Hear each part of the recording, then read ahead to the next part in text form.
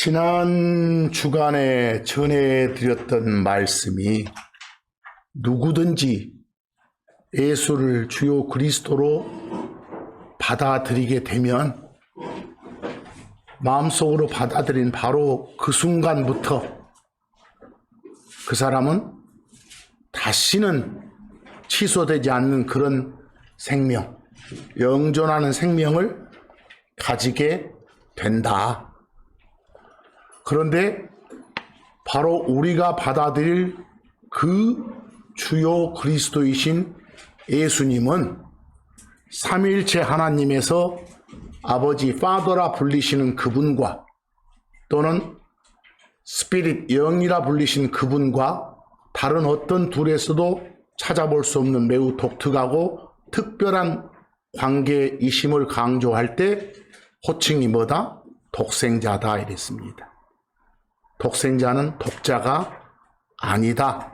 외아들이 아니다. 이 말씀도 드렸었고, 그리고 그 말씀 드리면서 아브라함과 이삭의 관계를 쭉 예를 들었었죠. 그런 걸로 봤어도 독생자는 뭐가 아니다? 외아들이 아니다라는 것. 그리고 또한 우리가 쭉 지난 주간의 말씀을 전개해 나가면서 여러분과 저와 같은 크리스천들, 그리스도 안에 들어와 있는 사람을 하나님이 뭔가 임무를 수행하도록 택하셨다. 뽑으셨다. 바로 여러분과 저는 뽑힌 사람들이에요. 그걸 영어로 서번트라게.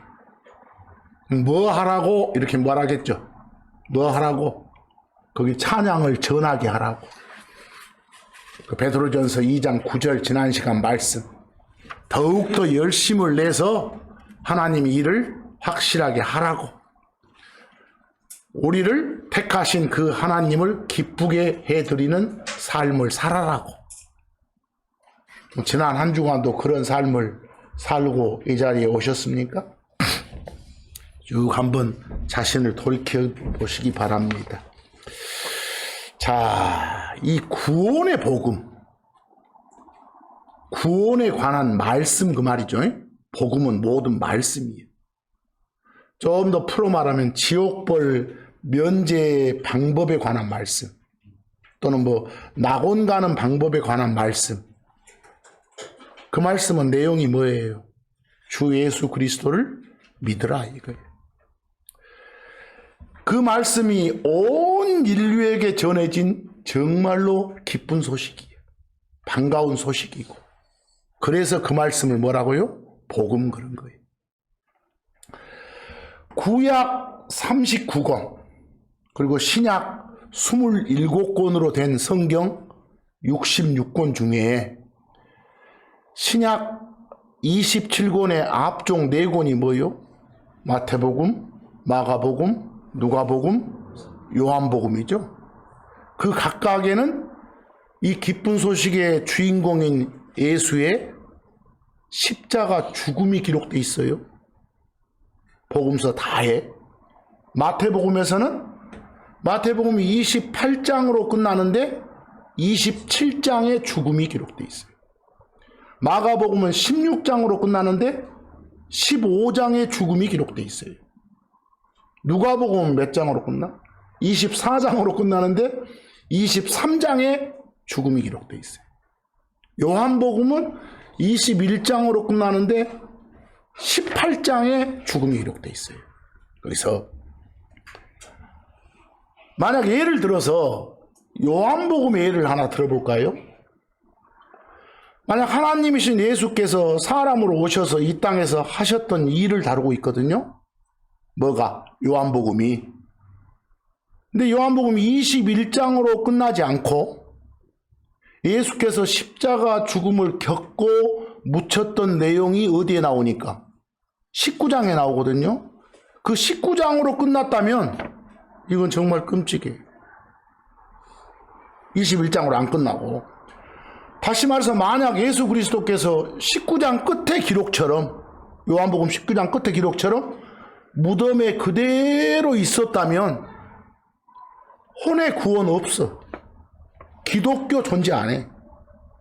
또 인간들한테 아무런 희망, 소망도 주지 못했을 거예요. 거기로 딱 끝났다면. 하지만 감사한 점은 뭐예요? 요한복음이 19장으로 끝나지 않고 20장, 21장으로 쭉 이어지면서 여러분과 저한테 19장에서 죽으신 그분이 살아계신다 이 사실을 접하게 돼요. 그게 감사할 일이에요. 요한복음 말고도 마가복음 같은 경우도 마찬가지예요. 마가복음은 16장으로 되는데 어디서 죽음이 기록돼 있어? 15장에서.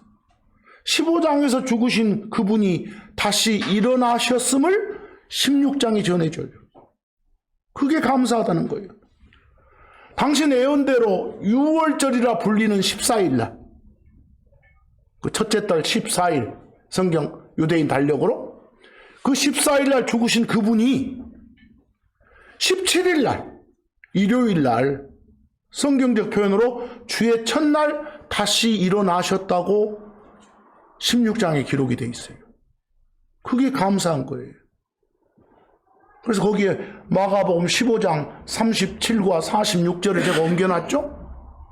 그 마가복음 15장에서 뭐라고 합니까? 예수님이 숨을 거두셨다. 그리고 46절 가보면 그 거두신 숨, 거두고 나서 몸을 무덤에 뒀다. 이러고 나왔어. 그렇게 해서 15장이 끝나, 마가복음이. 근데 이걸로 끝나면 끔찍하다니까? 근데 감사하게도 마가복음 16장 9절에서 뭐라고 합니까? 그 15장에서 죽었던 그 예수께서 언제? 주의 첫날, 일요일날, 17일날 일어나셨다. 이렇게 돼 있어요. 그리고 사람들한테 보이셨다. 이러고 돼 있어. 여기서 참고적으로 주의 첫날은 일주일 중에 첫날 일요일 말합니다. 좀으로 말하면, 그러니까 우리가 모이는 이런 날, 그걸 성경적 표현으로 주의 첫날 그럽니다. 우리가 그냥 흔히 쓰는 표현으로 일요일 그러고, 가급적 주일이란 표현은 입에 담지 마시기 바랍니다. 아시겠죠? 헷갈리니까. 이처럼 예수님께서는 당신 입으로 직접 제자들 앞에서 여러 차례에 걸쳐서 반복적으로 당신께서 죽음으로 끝나지 않는다. 흔히 쓰는 말로 반드시 어쩐다. 부활한다. 내가 죽임 당하면 죽임 당하고 나서 셋째 날 다시 일어나게 돼 있다. 라고 예언하셨어요. 반복적으로. 거기 참고 1 좀 보시기 바랍니다. 참고 1. 마태복음 16장 21절 끝부분 가보니까 당신이 죽임을 당하더라도 언제? 셋째 날 다시 일으켜진다. 다시 일으켜지는 게 부활이니까 셋째 날 부활한다. 여러분, 여기서 한 가지 진행하기 전에 이 한국말 표현을 잘 하셔야 될 게 있어요. 어떤 사건이 언급되고 몇 번째 날, 몇째 날 이 말이 나오잖아요. 거기서 십자가 죽음이 언급되고 셋째 날 이러고 표현이 나와.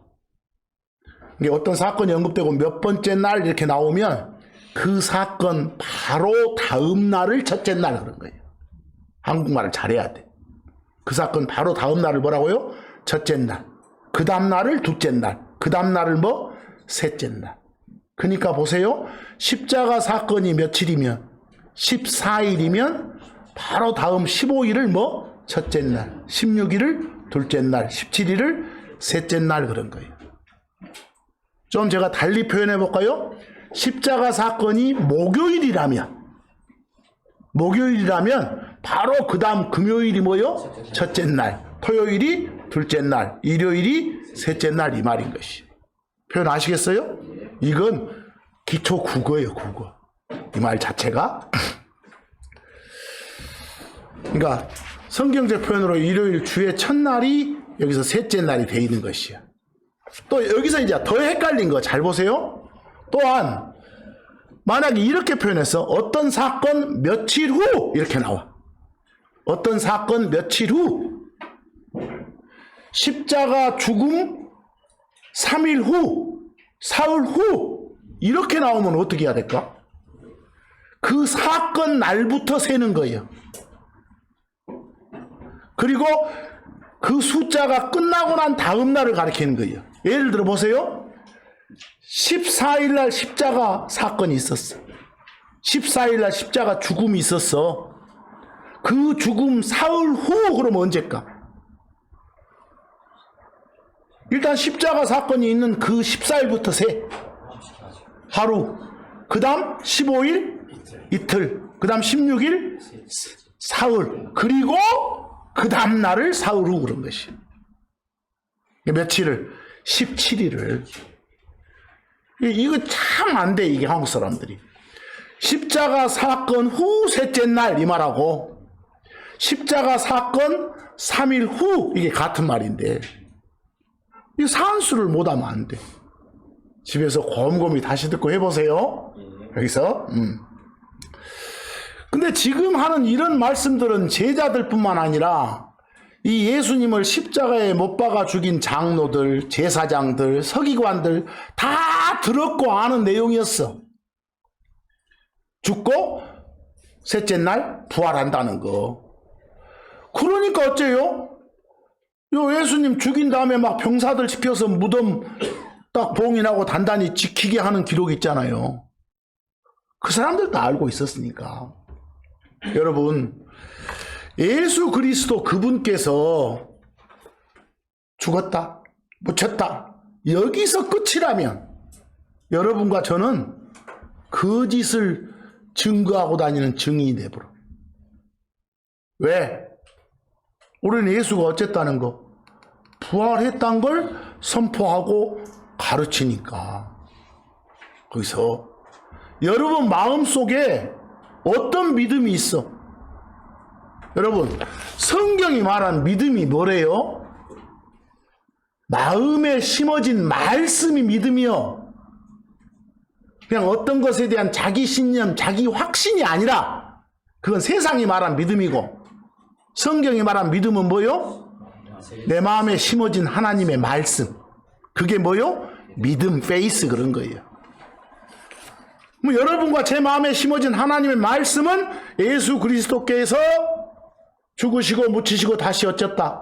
일어나셨다. 이게 딱 있어. 그게 믿음이요.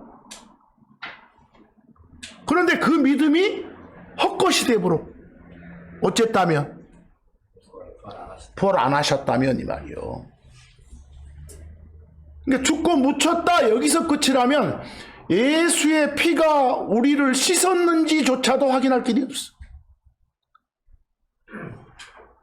또 죽고 묻힌 걸로 끝났다면 죽어서 일어나지 못한 자의 말에 신뢰를 둘 수도 없어 우리가. 그래서 죽고 묻혔다 여기서 끝났다면 예수께서 부활하지 못하셨다라고 끝나면 예수 역시 죄의 결과인 죽음의 매인자만 되버려. 결국 예수 자신도 죄의 파워에 사망의 지배 아래 있는 한낱 사람에 불과한 것이. 뭐가 없으면? 부활이 없으면. 죽음의 문제를 해결하지 못한 것은 죄를 해결하지 못했다는 뜻이거든. 그러니까 부활이 없으면 죄 문제는 해결되지 않는 거예요. 그래서 성경은 계속해서 그리스도께서 죽은 자들로부터 어쨌다, 일어나셨다라고 선포하거든요. 예수 따라다니는 그 제자들, 사도들도 그렇게 선포하고 다녔잖아. 우리도 그렇게 선포하고 다니잖아요. 그걸 진리로 받아들이고 있으니까. 그런 페이스 믿음을 소유하고 있으니까. 만약에 부활이 없으면 예수 그리스도께서 다시 일어난 사실이 아니면 우리 믿음, 그것에 대한 믿음은, 우리 저장된 말씀은 헛거라니까. 고린도전서 15장 17절처럼 일으켜지지 않았다면, 부활이 없었다면 우리들이 갖고 있는 그 부활에 대한 믿음은 헛것이고 우리들의 죄 문제는 해결되지 않았을 것이고 여전히 죄들 속에서 허우적거리면서 지옥길을 향해 달리고 있을 것이고 이런 점들이 감사한 거예요. 여러분과 제가 이 세상 안에 살면서 가장 확실한 건 한 가지는 뭐예요? 언젠가 한 번은 이 세상 떠나는 거예요. 저 세상 다음 세상 가는 거 이 사실은 성경을 알든 알지 못하건 그자가 예수를 받아들였건 받아들이지 않았건 간에 누구에게나 다 공통이에요. 언젠가 한 번은 이 세상 떠나서 다음 세상으로 가게 된다는 거. 아담의 후손으로서 죽음, 사망을 이길 수 있는 사람은 없어. 이 몸의 죽음을 피할 수 있는 사람은 없거든.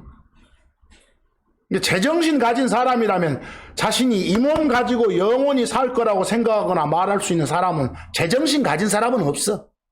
제정신이 아닌 새끼들 중에 있지. 그래서 그 몸 가지고 막 영원히 사는 척하고. 여러분과 저는 다만 하나님께서 허용해 주신, 빌려주신 그 시간 속에서 잠깐 살아갈 뿐이에요. 여러분과 저는. 여러분, 성경에는 이 죽음을 이긴, 죽음을 정복한, 죽음을 물리친, 당신의 생명으로 멋지게 표현하면 죽음을 삼킨 한 사람이 등장해. 바로 누군지 알잖아요, 항상 우리. 그런데 그 사람은 아담의 후손이 아니에요.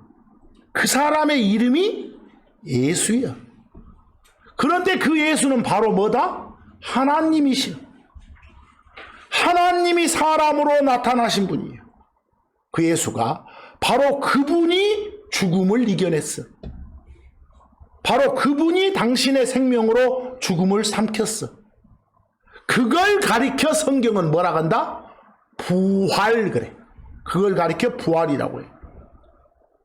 하나님이자 동시에 사람이신 예수께서 당신이 직접 죽음을 물리치고 다시 일어남을 통해서 죽음을 정복한 첫 사람이 되셨다는 거거든. 그래서 그분 안에 들어가면, 다시 말해서 그분과 연합되면, 다시 말해서 그분과 공동 운명체가 되어 있는 여러분과 저한테도 희망을 가지고 소망을 가지고 이 세상 삶을 힘차게 살아갈 수 있는 근거 바탕을 만들어 주신 거예요.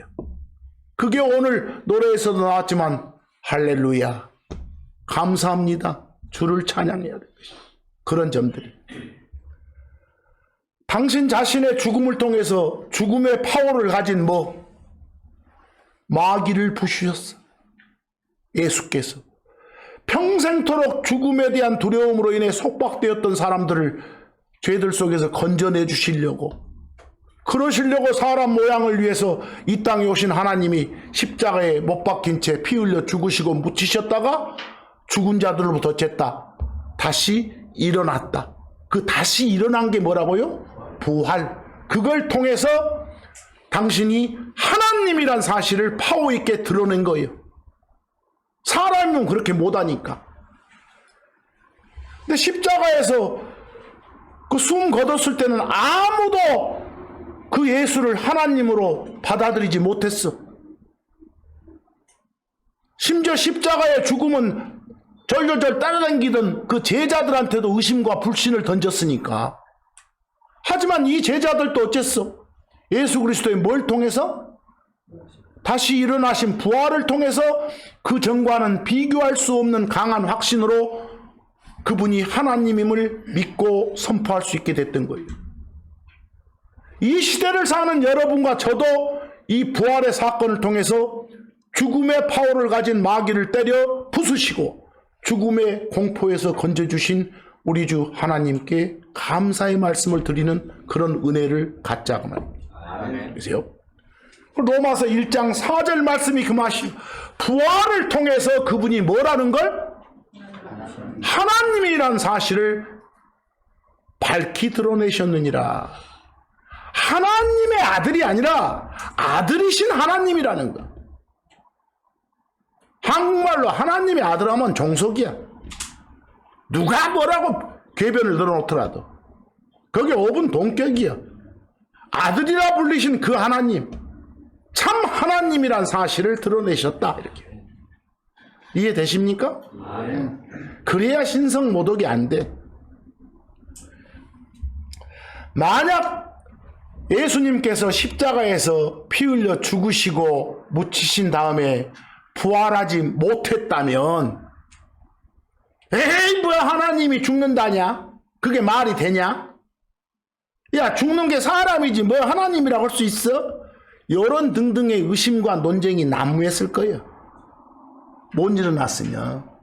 하지만 부활로 인해서 그런 의심에 찬 논쟁은 더 이상 의미가 없게 됐지요. 그래서 부활을 통해서 그분은 인간의 피가 아닌 하나님의 피로 사람 몸을 입으셨다는 게 증명됐으니까, 부활을 통해서 그분이 베풀었던 모든 기적과 모든 말씀이 하나님으로서 행하셨다는 게 확증됐으니까, 사람이 아니라 부활을 통해서 그분의 죽으심이 모든 죄인들의 죄를 대신 덮어쓴 대속의 죽음이란 사실이 증명됐으니까, 부활을 통해서 그분의 다시 오심에 대한 약속, 그게 분명히 성취될 거라는 게 증명됐으니까, 이런 게 감사한 거예요. 여러분, 오늘은 상당수의 사람들이 부활절이라고 부르면서, 오늘 부활절이라고 부르면서 특별한 기념일로 삼는 날입니다. 오늘이. 우리는 어느 한 날을 지정해서 예수 그리스도의 부활을 기념해라, 이런 명령이 성경에 없기 때문에 부활절이란 용어도 사용치 않고 기념식을 갖지도 않습니다. 우리는요. 자, 여기서 생각 좀 해봅시다.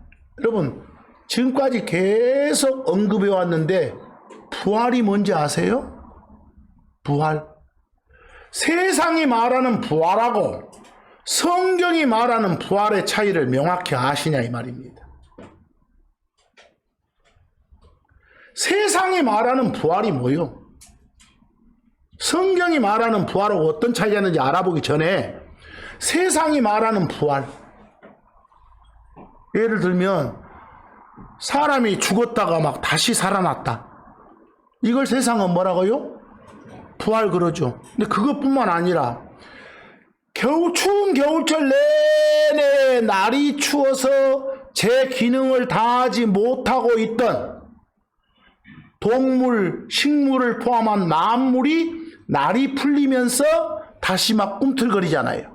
다시 살아나잖아요. 그걸 한자로 소생한다게. 그런 것도 세상은 뭐라고요? 부활을 하게.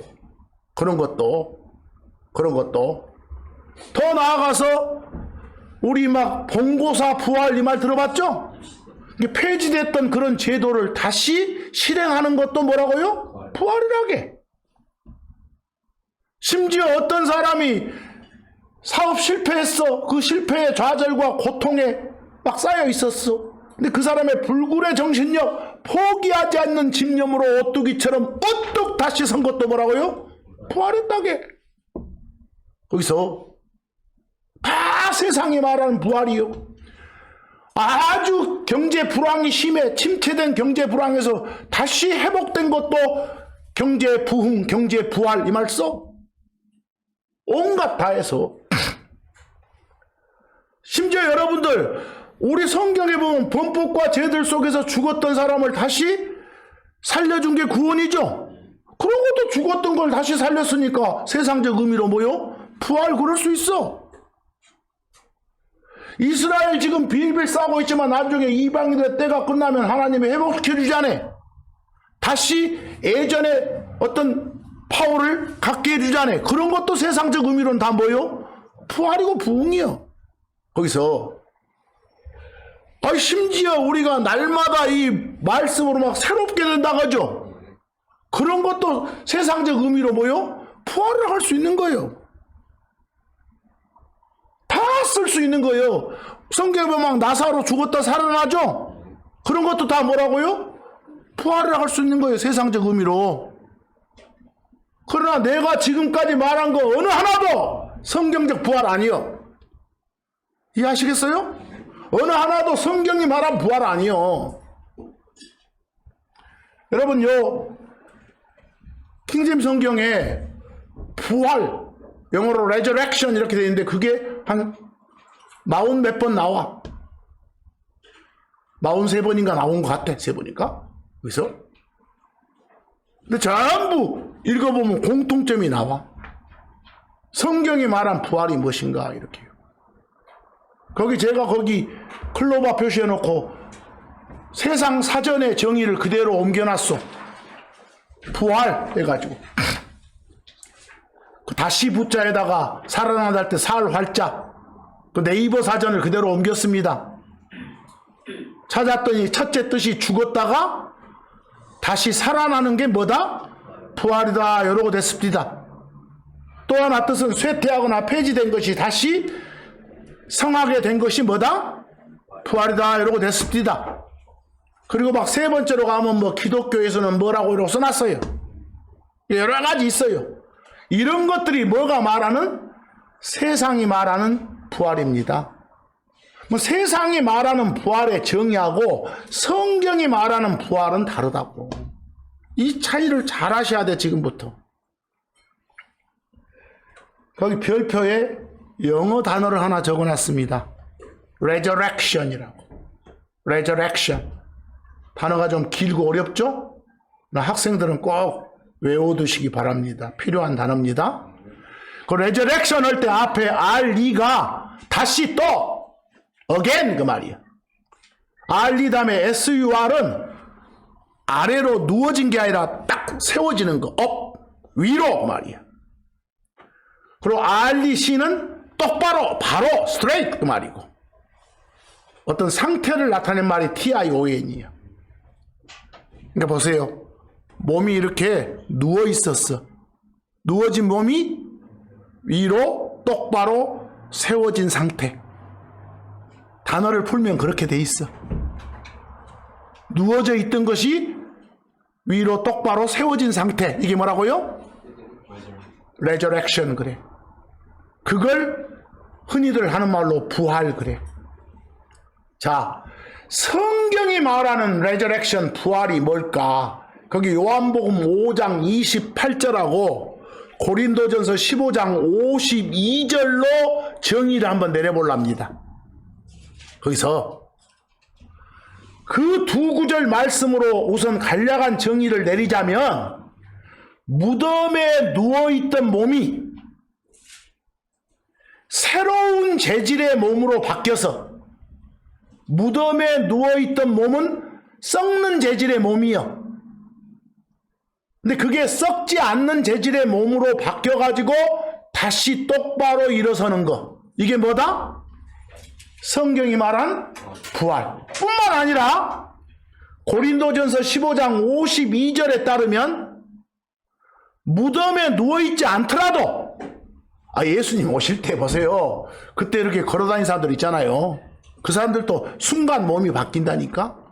그러니까 무덤에 누워있지 않더라도 썩는 재질의 몸이 썩지 않는 재질의 몸으로 바뀌는 것. 이게 뭐다? 부활. 이게 성경적 부활의 핵심은 몸의 변화예요. 몸의 재질이 바뀌는 것. 썩는 재질의 몸이 썩지 않는 재질의 몸으로 바뀌는 것. 이게 뭐다? 부활이다 라고 예수님이 명쾌하게 가르쳐주고 계셔 지금. 그래서 요한복음 5장 28, 29절을 거기에 제가 기록을 옮겨놨죠? 그대로 28절 한번 봐보세요. 무덤 속에 있는 사람이 밖으로 어쩌는 거? 나오는 거. 말은 무덤 속에 썩는 재질의 몸을 가지고 누워있던 자가 어째요? 썩지 않는 재질의 몸을 받아서 밖으로 나오는 거. 똑바로 서는 거. 이게 뭐다? 부활이구나 이렇게. 그냥 읽어보면 돼. 읽어보면 괜히 막 다른 데 갔다가 문자 써서 정의 내리려고 하지 마세요. 성경은 쉽게 준 것이니까. 이러한 예수님의 명쾌한 가르침에도 불구하고 자칭 크리스천이라고 말하는 사람들이 헛소리하면 안 돼요. 사기치면 안 돼. 그냥 성경이 말하는 부활은 몸이 바뀌는 거예요. 몸이 바뀌는 거. 나중에 읽어보면 알겠지만 몸이 그 천사들의 몸, 또 하늘에 계신 예수 그리스도의 몸과 같은 그런 재질의 몸으로 바뀌는 거. 그것이 성경이 말하는 뭐다? 부활이다. 헛몸이 새 몸으로 변하는 것이 부활이다. 고린도전서 15장 51에서 52절 보세요. 이걸 바울을 통해서 우리한테 이 사실을 알려주지 않았으면 우리는 알지 못하고 지낼 진리여. 그런 말씀이여. 그런 말씀들을 성경은 미스터리라고. 여러분 보세요. 말씀의 내용이 어쩌냐에 따라서, 그 말씀의 내용이 어디에 방점을 찍었냐에 따라서 말씀을 나타내는 단어들이 많아. 표현이. 하나님 말씀이 막 살아있다, 숨쉬고 있다, 그런데다 방점을 찍으면 말씀을 스피릿, 그런 것이요. 스피릿, 이렇게. 그런 스피릿은 한국말로 제대로 올라오면 말씀 그래줘야 돼. 근데 다들 뭐라 해버려. 스피릿 나오면 영 하고 나가보니까 나중에 영이 말씀이 나오면 뭔 소리요? 이러고 되죠. 그래서 자, 이거 뭔가 이거다라고 안 알려줬으면 모를 내용의 그럴 말씀, 진리란 걸 모르고 갈 말씀, 그런 말씀을 뭐라 한다고? 미스터리 이런다니까. 그러니까 미스터리를 한국말로 말씀 이렇게 해도 돼.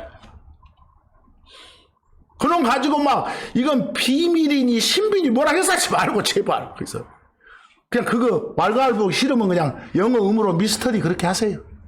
미스터리. 그러면 여러분 그림까지 곁들여주는 말씀이 뭐라고? 비전 그러잖아요. 비전. 그래서 다 말씀을 나타내는 말이에요. 그러면 이 말씀이 뭔가 이렇게 이건 아니에요 기여라고 판단의 잣대가 될 수 있는 말씀이겠다. 여기다 방점 찍으면 말씀을 저지먼트라고 한 것이에요. 여러분들 막 판단의 법도 막 뭐라 번역해놨죠? 다 말씀을 나타내는 다른 표현들인 거예요. 그런 것들이. 자, 여기 고린도전서 15장 51절에 주어진 이 미스터리 말씀을 보니까 우리가 다 잠자지는 않겠다. 예수님 딱 오실 때, 저 공중까지 오실 때, 그때 숨 끊어져 무덤에 묻힌 사람도 있고 숨 쉬면서 걸어다닌 사람도 있다 그 말이에요. 이 말이. 잠잔다 그 말이. 여기서 했어요? 그러나 어떻게 돼 있든 간에 다 변화되리라. 여기서 다 변화되리라가 그 뒤에 52절에 나오나요? 썩을 몸이 뭘로? 썩지 아니할 몸으로 바뀌리라. 이렇게요. 이게 나와요? 이게 뭐라고요? 부활이다. 이것만 성경이 말한 부활이야. 이것만. 세상이 말하는 부활과 성경이 말하는 부활을 차이를 좀 확 나눠서 확실하게 대답해 주는 게 성경 신자예요. 데살로니가전서 4장 16, 18절 보면 어째요? 그 몸 변화될 때 그리스도 안에서 죽은 사람들이 먼저 된다겠지? 우리는 바로 지금 이렇게 예수님 몸 바꿔주러 내려왔다면 우리는 지금 서 있잖아요. 우리는 똑바로 있잖아요. 무덤에 있는 사람들 어쨌고 누워있고 단 한 초라도 먼저 일어나야 우리하고 같아지겠지. 거기서 바로 그런 말씀이 거기 데살로니가전서 4장에 나오니까 쭉 한번 읽어보세요. 잠깐, 성경이 말한 부활의 핵심은 뭐다? 몸의 변화, 몸의 재질이 바뀌는 것. 그랬어. 여러분, 성경에서는 몸을 뭐라고 합니까? 몸을 어떻게 말하고 있습니까? 몸은 두 가지 종류가 있다고 말하고 있어. 거기 제가 참고 2에 적어놨어. 몸은 두 가지가 있대. 하나는 뭐요? 이 하늘에 최적화되어 있는 몸이 있고, 또 하나는 땅에 최적화되어 있는 몸이 있대. 그 여러분 번역본에서는 고린도전서 15장 39, 40절 보니까 하늘에 있는 몸 그랬죠? 하늘에 있는 이러지 말고 그냥 하늘에 속한 하늘에 이러지 면 돼. 지금 있다 그러지 말고 영어로 거기 celestial 자관 하늘하고 관계 있는 그 말이고 땅에 있는 거기에 terrestrial 그랬어요. 땅하고 관계 있는 그 말이야. 몸은 두 가지 종류가 있다고요. 하늘에 최적화된 몸이 있고 뭐요? 땅에 최적화된 몸이 있다 이렇게. 결국 부활은 뭐겠어? 땅에 최적화된 몸을 하늘에 최적화된 몸으로 이렇게 바꿔주는 것이구나 이렇게. 이해되시죠? 정확히 그냥 그대로 읽으면서 나가자고 말입니다. 그런데 고린도전서 15장 44절 가면 표현을 좀 다르게 했죠. 어떤 몸이라고? 땅에 최적화된 몸은 엄마 뱃속에서 타고난 몸, 그런 몸을 본성에 속한 몸 이렇게 표현했네. 그냥 엄마 뱃속에서 타고난 이 말이 자연적인 해서 내추럴 그래. 내추럴. 그런 몸이 있고 영에 속한 몸 이렇게 했잖아요. 그렇게 표현해놨네. 본성에 속한 몸은 무슨 말이고? 땅에 최적화된 몸이고 영에 속한 몸은 하늘에 최적화된 몸이다 이렇게요. 그런데 빌립보서 3장 20, 21절 보니까 여러분과 제가 예수님을 기다리고 있어. 뭐 하기를? 빨리 오셔서 우리 몸 바꿔주시기를. 그래가지고 데려가 주시기를 이렇게. 그런데 지금 우리가 갖고 있는 몸을 어떤 몸이라겠소? 천한 몸, 파이얼 몸, 천박한 몸이요.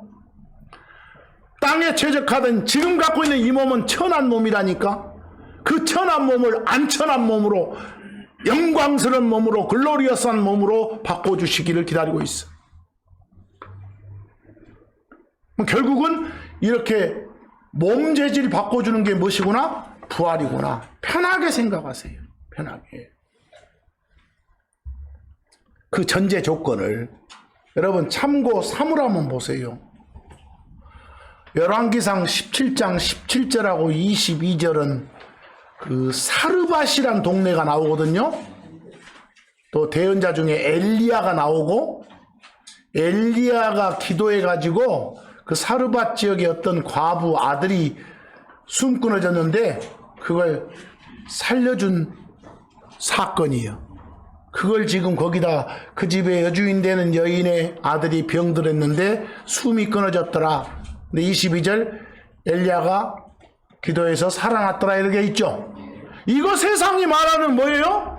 부활이요. 그러나 성경은 이걸 부활이라고 안 해. 왜? 몸의 재질이 바뀐 거? 아니니까. 그 썩을 몸이 썩을 몸 갖고 다시 일어난 거니까. 이해하시겠어요? 이런 건 부활이라고 안 해.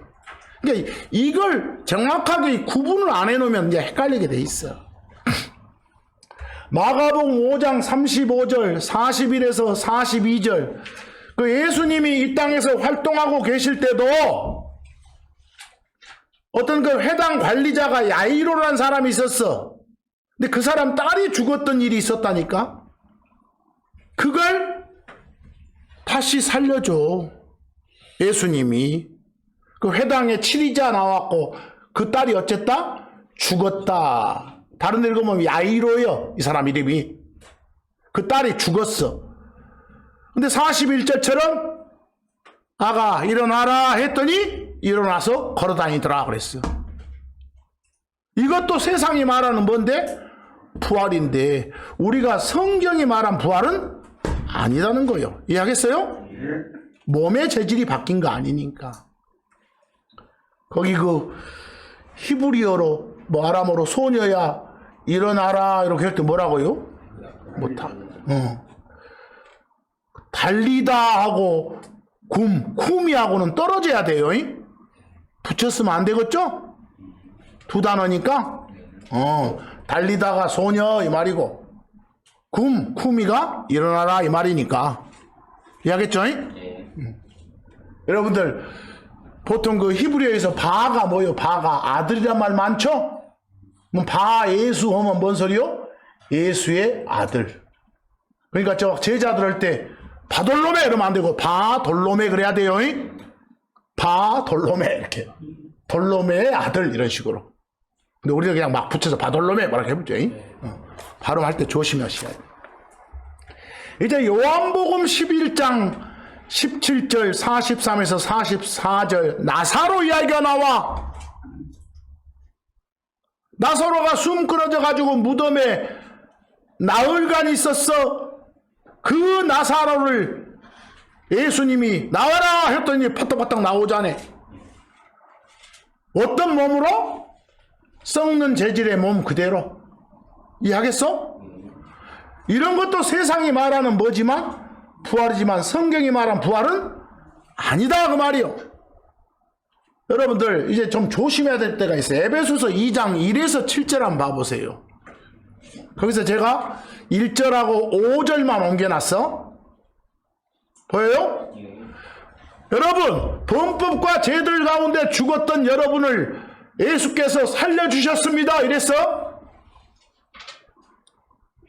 죽었던 사람을 살려줬어. 이게 뭐요? 세상이 말하는 부활이요. 그러나 이걸 성경이 말하는 부활이라고 하면 안 된다니까? 여러분 범법과 죄들 속에서 여러분 죽었던 적 있어요? 아니 성경이 말한 죽음은 뭐예요? 숨 끊어진 것도 죽음이고 하나님과의 관계가 끊기는 것도 죽음이라니까? 이해되세요? 뭐 여러분들은 예수를 주요 그리스도로 받아들이기 전에는 하나님과의 관계가 끊겨 있었어. 죽었었어. 근데 받아들여서 살았잖아. 그게 생명을 갖게 됐잖아. 이해됐어요? 그때 받아들일 때 몸이 바뀝디요? 아니지요. 거기다 레저렉션을 쓰면 안 돼. 그러나 이런 것도 세상적 정의로는 다 뭐인데? 부활인데 거기다 갖다 붙이면 안 된다고. 표현 잘하라고 이거 항상. 뭐 이런 것은 영적 부활 여러 말도 쓰지 말아. 뭐 민족적 부활 영적 부활 별말 그거 쓰지 말고 그냥 부활할 때는 성경이 말한 부활만 부활이라고 해. 나머지는 안 되면 뭐 다시 이렇게 된다던데 이러고 해줘. 그냥 풀어서 표현할 때. 로마서 6장 13절 보세요. 여러분은 죽은 사람들로부터 살아난 사람이요. 맞소? 하나님과의 관계가 끊긴 사람이, 그 죽음을 가진 사람이 예수를 주여 그리스도로 받아들여서 생명을 갖게 된 사람이라고. 세상적 정의로 하면 부활한 사람이 되지만 성경적인 표현을 할 때는 성경신자가 부활한 사람 해서는 안 된다고. 다시 태어난 사람이죠. 그냥 풀어 써줘 그때는.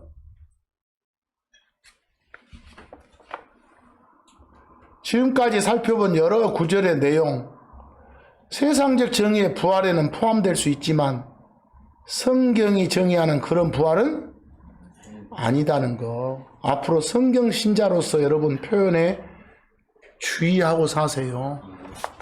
아시겠죠? 오늘 말씀의 제목이 이스터입니다. 이스터. 이스터가 뭐예요? 제가 오늘 제 친구들도 막 카톡에 제가 뭐 하는지 알고서 해피 이스터 하고 나왔네요. 그래서 답은 안 했습니다만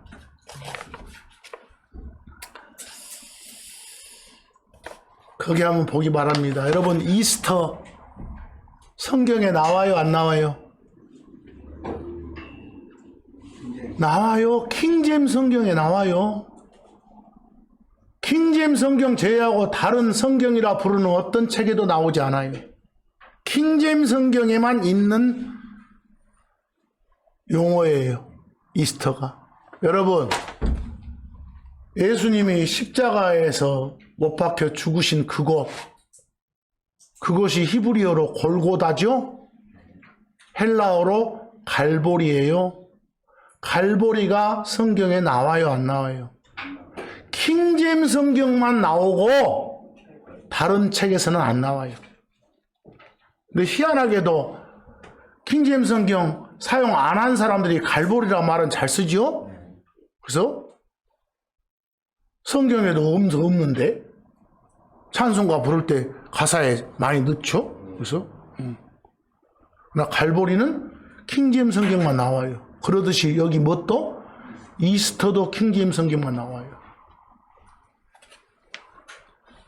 이스터는 여러분 거기 제가 클로바 표시에 세상 사전을 그대로 옮겨놨어요. 요약해서 이스터는 EASTR을 딱 찾아보면 그 OE Old English 옛날 고대 영어에서 ESTRE로 이렇게 쓴다. 근데 이건 여신이다. 신, 가디스. 여자 신이래. 나와요? 여신 이름이래. 그런데 쭉 가보니까 이 여신을 숭배하는 막 기념 축제를 연대. 그 축제나 명절 이 말이 피스트거든. 거기서 그걸 셀러브레이트 한대. 이러고 나와. 그래서 여신 이름이거나 아니면 그 여신을 숭배하는 축제거나 이걸 뭐라고 한다? 이스터라게. 이스터라게 했죠? 근데 이게 보세요. 영어 그대로 이스터인데 이걸 한국말로 바꾸기가 힘들어. 뭐라고? 그래서 그냥 한글로 번역할 때도 뭐라고? 이스터 이러고 써놓은 거예요. 그래서 잠깐 이스터 나오면 여신 이름 또는 그 여신 숭배하는 그 여신 섬기는 어떤 축제. 이게 뭐다? 이스터다. 근데 이걸 영안사전으로 찾아보면 영안사전으로 찾아보면 그 밑에 별표처럼 뭐라고 써놨어? 부활절 그래서 부활절. 그래놓고 보충 설명이 뭐 춘분 후 만월 다음에 첫 일요일 이렇게 해놨어. 여기서 부활절이 났어. 여기 부활절 할 때 부활은 세상이 말하는 그런 부활이에요. 이해하겠어? 이스터가 한국말로 굳이 옮긴다면 부활절 맞아. 하나님하고는 1도 관계없어. 하나님하고는 예수 그리스도의 부활과 관계없는 날이요.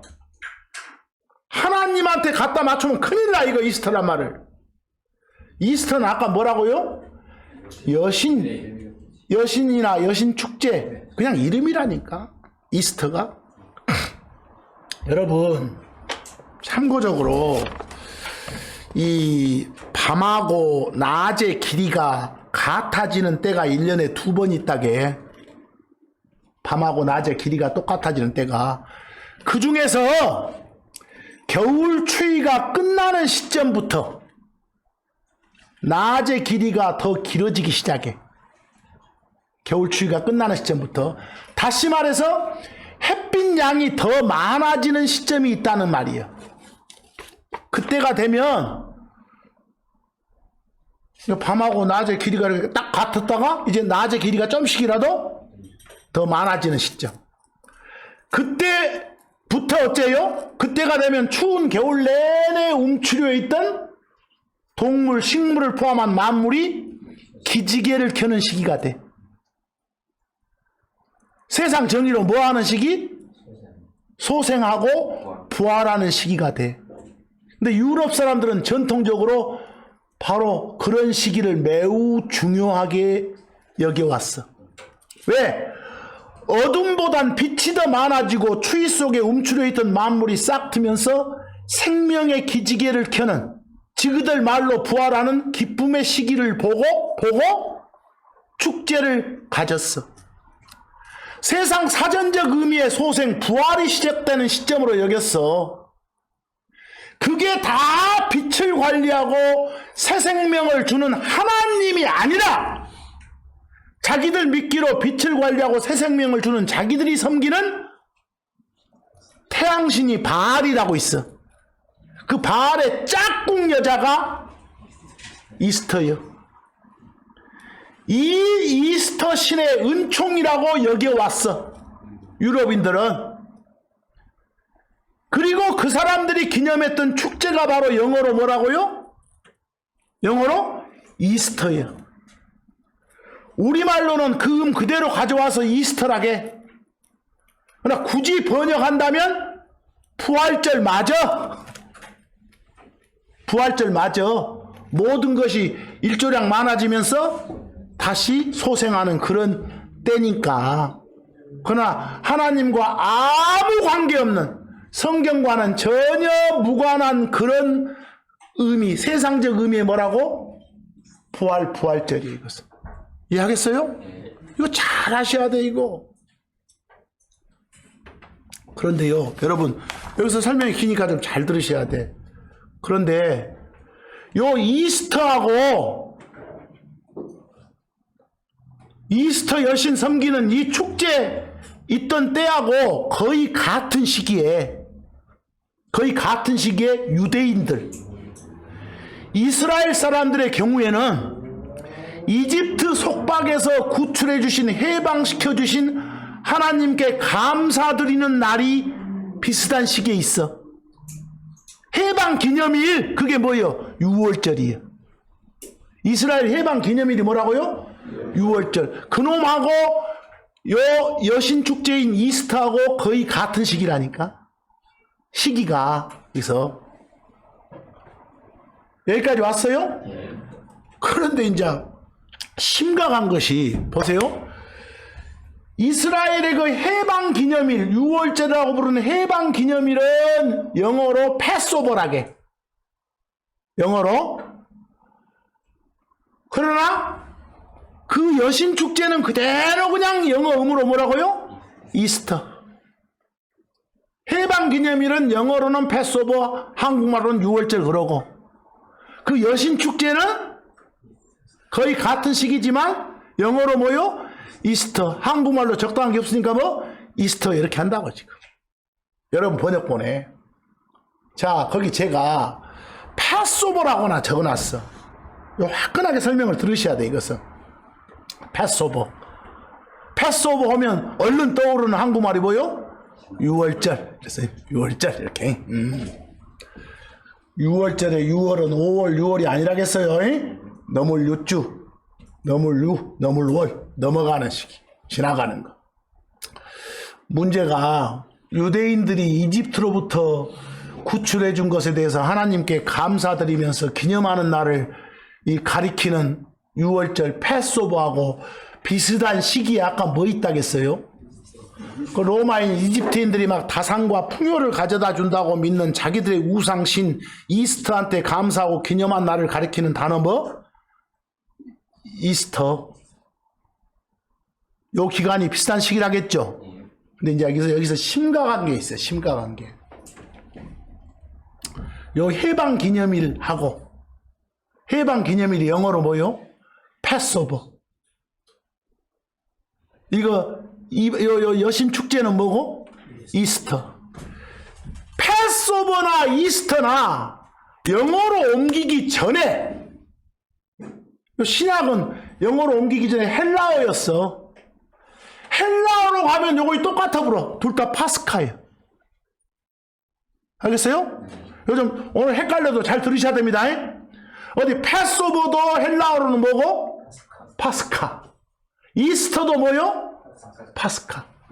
그러니까 킹제임스 번역자들이 헬라어를 딱 펴놓고 파스카라고 돼 있으니까, 아, 여기 파스카는 패스오버라 가자. 여기 파스카는 보니까 뭐다? 이스터다. 이렇게 나눠 놓은 거예요. 여기까지 이해되세요? 근데 둘 다 그리스 헬라어로는 뭐라 간다? 파스카라 간다 말입니다. 그러니까 파스카라고 딱 돼 있다면, 파스카를 입에 담는 사람이 명확히 구분시켜주지 않으면 듣는 사람은 둘 중에 어느 걸 말하는지 헷갈리겠죠? 그러겠죠? 근데 예를 들어 보시오. 말하는 사람이 수식어를 붙여서 하나님의 파스카, 유대인들의 파스카 하면 뭐겠어요? 유월절이 같잖아요. 패스오버 같잖아요. 그런 수식어가 없으면 문맥을 잘 살펴야겠잖아요. 문맥을. 알겠죠? 자, 그런데 이제 더 심각한 거. 이 파스카는, 헬라어 무엇은? 파스카는 영어로 나누면 뭐가 뭔데? 패스오버와 이스터예요. 그런데 여기서 영어 패스오버. 잘 보세요. 이 패스오버는 흔한 한국말이 뭔데?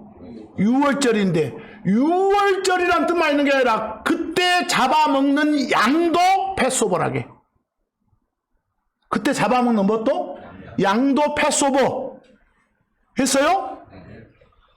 또 우리가 섬기는 예수님의 호칭도 패스오버라게 했어요? 뭐 여기까지 하나 내가 물어봐. 어디 패스오버 뜻 세 가지만 말해봐. 유월절, 그때 잡는 양, 예수님. 이렇게. 패스오버가 나오면, 영어로 읽는 사람들은 패스오버 나오면 그 셋 중에 뭔지 딱 정해야 돼. 했죠? 영어로 읽는 사람들은 왜? 영어에서는 패스오버하고 이스터는 나눠져 있으니까. 이스터는 전혀 하나님과 무관한 거니까. 그런데 이걸 언어 타령하는 사람으로 가봐봐 이제. 그 언어 좋아하는 새끼들 있어. 헬라어 이러면 헬라어에는 다 뭐예요? 패스오버나 이스터나 다 뭐예요? 파스카예요. 헬라어 파스카를 나오면 이제는 거기는 세 가지가 아니라 넷 중에 구분을 해야 돼. 헬라어 파스카가 나왔어. 뭐 이거? 일단 하나님하고 관계가 있는 건지 없는 건지부터 알아야 돼. 이해하겠죠? 그래야 이스터랑 나눠지니까.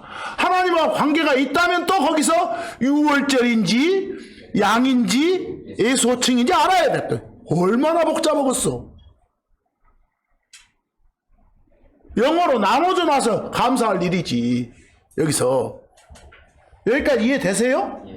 이해 안 되시면 안 돼, 이거 진짜. 거기서 여러분, 우리 영어 말고 헬라어로 된 신약성경에 파스카가 29번이 나와. 참고만 하세요. 헬라어로 된 신약성경에 당연히 파스카가 나오겠죠? 헬라어니까 29번 나오는데 18번은 유대인들의 해방 기념일을 말해. 이게 뭐 이겼어? 6월절이요. 18번이. 그리고 9번은 그때 잡는 양을 말해. 양을. 그러면 18번, 9번, 27번 나왔죠? 29번에서 이제 2번 남았죠? 한 번은 예수님 호칭이요. 그리고 마지막 한 번은 이스터야, 이것이. 이해하겠어? 하나님과 관계없는 그거에서. 그러니까 잘 봐. 그래서 우리가 얼마나 감사하게도 굉장히 번역자들이 이걸 구분해줘놔서 우리는 알아먹어. 구분해줘놔서. 그게 감사한 거예요. 그것이. 그래서 거기 제가 거기 클로바 표시로 파스카 헬라어를 써놨어. 앞으로 파스카 이렇게 나오면 넷 중에 구분이 돼야 돼. 뭔지. 해방 기념일인 6월절인지 그때 잡는 양인지 아니면 예수님 호칭인지 아니면 여신 축제인지. 이해하겠죠? 파스카 나오면. 이게 웹스터 사전 영어 사전으로 보면 둘로 나눠놨어. 이 파스카가 영어로도 파스카라고 들어왔는데 이걸 둘로 나누면서 하나는 이스터고 하나는 뭐다? 패스오버다. 그러니까 앞으로 이스터 나오면 편해. 여신 축제 이렇게. 하나님하고 전혀 무관한 거. 그것도 굳이 한국말로 바꾸면 세상이 뭐라 할 수도 있는 거. 부활절이라고 할 수 있는 거. 그때 부활은 성경이 말한 그런 부활이 아닌 거. 따라왔어요? 패스오버 나오면 이제는 또 구분 또 해야 되고, 셋 중에 무엇인지. 이제 연습 한번 해봅시다. 조금만 참으시오. 그 연습, 요한복음 11장 55절 내가 그냥 헬라어로 그대로 넣어놨어. 거기 한번 읽어봐봐. 유대인들의 파스카가 다가왔다 그래서 가까이 왔다 나왔어요? 뭐 수식어가 있으니까 좋네. 유대인들의 파스카 그랬어. 그러면 패스오버요, 이스터요? 영어로 패스오버죠? 뭐 영어 패스오버 나오면 또 셋 중에 하나죠? 유월절하고 양하고 예수하고. 그럼 뭐가 되겠어? 유월절이겠지. 따라왔죠? 그래서 다른 번역본들 봐도 금방 알아먹겠네요. 고린도전서 5장 7절 한번 보시오. 고린도전서는 지금 고린도 교회에 있는 하나님의 사람들, 고린도 교회에 있는 크리스천들한테 쓴 거예요. 그리고 거기 우리는 크리스천이요. 둘째 줄에 보니까 우리의 뭐라고? 파스카. 못 알아본 것 같으니까 곧 누구? 그리스도 그랬어. 뭐 이때 파스카는 영어로 옮기면 뭐고? 패스오버고. 영어로는 뭐라고요? 아, 영어로는 둘 중에 하나니까 패스오버 아니겠어? 한국말로 옮기면 예수님. 알겠어요? 뭐라고 불리시는? 유월절 어린 양이라 불리시는 예수님이에요. 고로 요한복음 11장 55절의 파스카와 고린도전서 5장 7절의 파스카 구별되세요? 이제 누가복음 22장 7절. 반드시 죽여야 된대. 잡아먹어야 된대. 거기 잡아야 된다 그 말은 영어로 킬이에요. 킬. 죽인다. 나왔어요? 다시 말해서 그때는 누룩 없는 빵을 먹는 날에 그런데 이렇게 뭐 거기 파스카는 뭐라고? 영어로는 뭐고? 패스오버고. 패스오버는 셋 중에 하나인데 양이고. 했어요? 금방 아시겠잖아요 이렇게. 근데 거기다가 지금 뭘 안 써? 그 언어로 헬라어로 파스카라고 안 해놓고 그냥 영어 번역자들이 이건 패스오버와 이스터 이렇게 둘로 나눠준 것만도 고마운디 우리 한글로 된 것은 이제 둘로 나눌 뿐만 아니라 패스오버에서도 셋 중에 무엇인지도 밝혀주잖아요.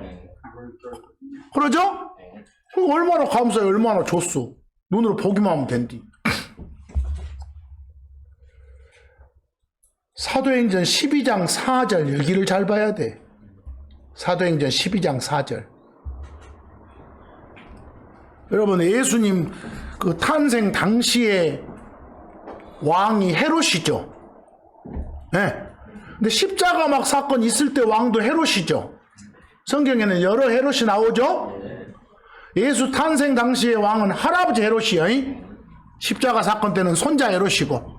거기서 십자가 사건쯤에 그 손자 헤롯 마그리파 1세 그러는데 그런 말 필요 없고 이 손자 헤롯이 왕이었을 때 예수 따라다니던 제자 십자가 사건 후에 예수 따라다니던 제자 야고보를 체포해가지고 유대인들 보는 앞에서 죽였거든요. 손자 헤롯이. 그랬더니 유대인들이 겁나게 조활하게 해. 그래서 그걸 보고 이제 예수의 애제자 누구도 베드로도 죽여서 예수 반대하는 유대인들의 환심을 사고 싶어서 베드로 잡아다가 감옥에 가뒀어. 했어요? 근데 감옥에 가둔 그 기간이 유대인들은 그 누룩 없는 빵을 먹는 그런 기간이었어. 누룩 없는 빵을 먹는 기간. 그러니까 저 해방 기념일이 있어.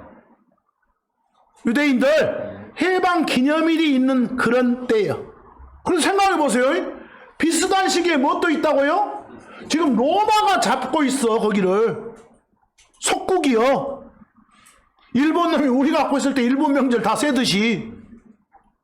했어요? 뭐, 그 애들 명절도 지금 비슷한 시기라니까? 그 애들 명절이 뭔데? 이스터인데, 거기서. 자, 누룩 없는 빵을 먹는 날들은 언제요? 14일부터 21일까지요. 총 8일이요. 8일. 그 중에 맨 앞에 14일 하루만 떼가지고 뭐라 하고? 6월절 그런 거예요. 그러니까 6월절도 다른 말로는 누룩 없는 빵을 먹는 날이고, 그 뒤에 7일도 누룩 없는 빵을 먹는 날이에요. 뭐 이미 누룩 없는 빵을 먹는 기간이었다. 베드로 잡았을 때. 그러면 만약에 6월절은 시작이 돼본 거예요, 지금. 그러니까 6월절 지난 뒤에 베드로 죽이려고 우선 놔뒀다 하면 1년 더 있어야 되죠. 1년마다 돌아오니까. 이 말 자체가 안 돼. 그 말을 하지 말고 그냥 따지지도 말아. 그냥. 여기에 뭐다? 이스터다. 여기서.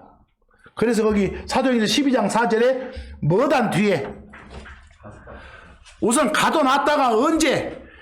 이스터 지난 뒤에 끌어내서 죽이려고 한 거예요. 요 이스터는 뭐라고요?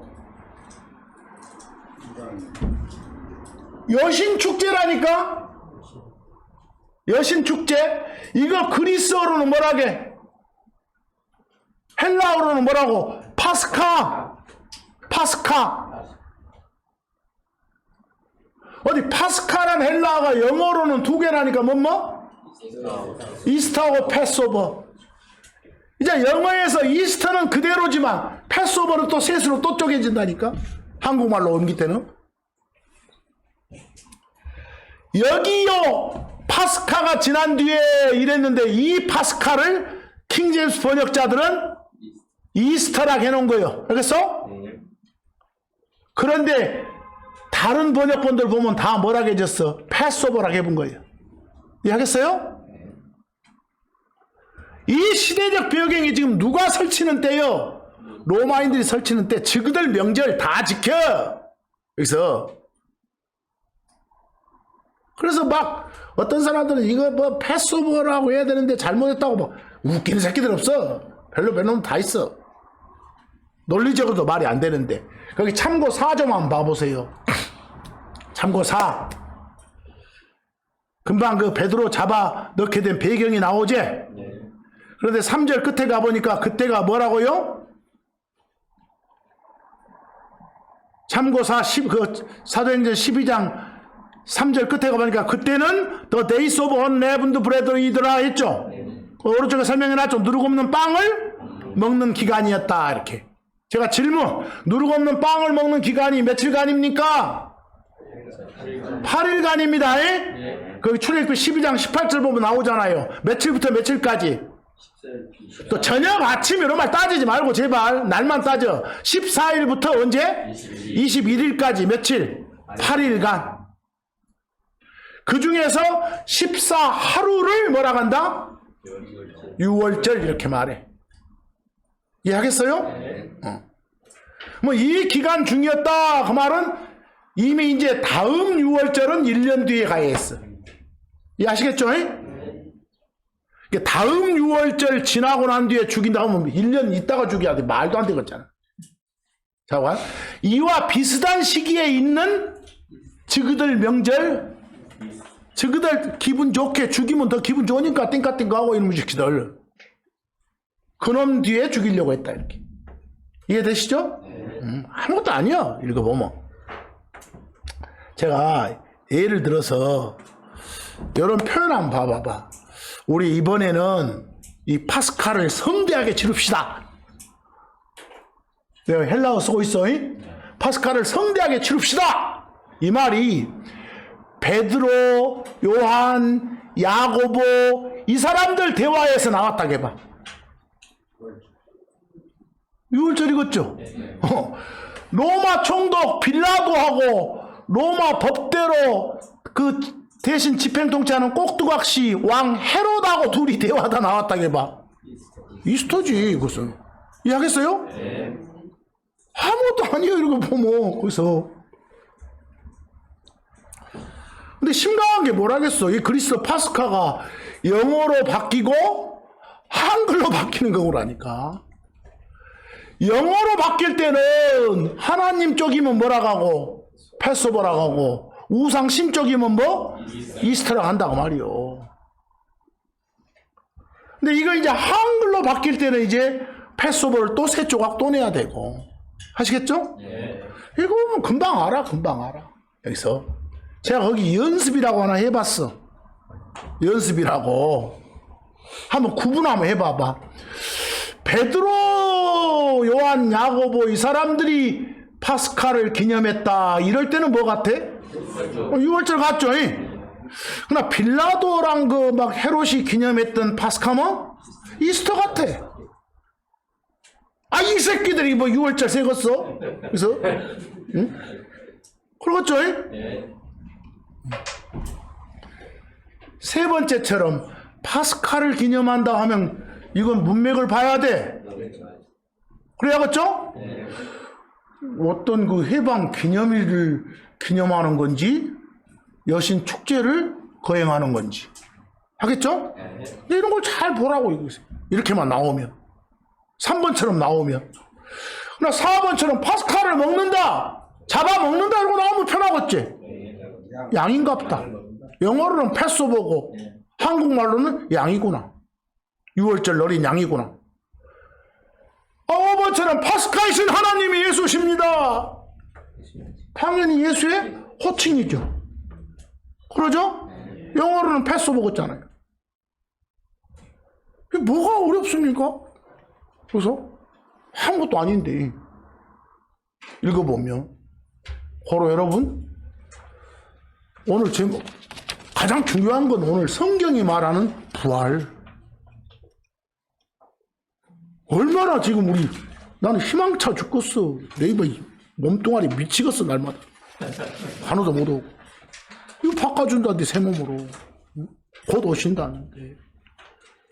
그걸 감사하고 기념하면서 오시는 그날까지 우리는 받들고 살면 되는 거예요. 그래서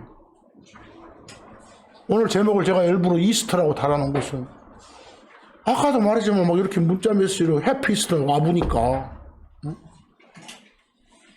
그건 크리스찬들 용어가 아닙니다. 그래서 그냥 이스터란 말 그대로 쓰세요. 여러분들 쓰되 뭔지 정확히 알려주세요. 거기서 막 여기에는 막 이러니까 이미 누룩 없는 빵을 먹는 기간이었다고 하잖아. 그러니까 막 논쟁하지 마시고 이스터는 이런 거야. 여신이나 여신 축제를 이스터라고 하는 거야. 헬라어는 파스카인데 파스카를 두 쪽 내면 영어로 나가면 패스오버와 이스터고 또 이게 한국말로 올 때 패스오버는 또 세 조각이고 이렇게 이 구분만 해주면 돼. 그럼 편해 읽을 때. 그리고 가장 중요한 건 오늘 성경이 말한 부활은 뭐요? 몸이 바뀌는 거. 이해하겠죠? 몸의 재질이 바뀌는 거. 이게 핵심이라는 거. 그리고 세상이 말하는 그런 용어를 성경적인 대화를 할 때 자꾸 넣지 마라. 그게야 막 넣어서 헷갈리니까 이단이 생기는 거예요. 알겠죠? 오늘 하루도 또 이번 한 주간도 하나님 말씀 안에서 무럭무럭 자라고 행복을 누리는 여러분이 되기를 간절히 바라면서 오늘 말씀 여기서 마칩니다.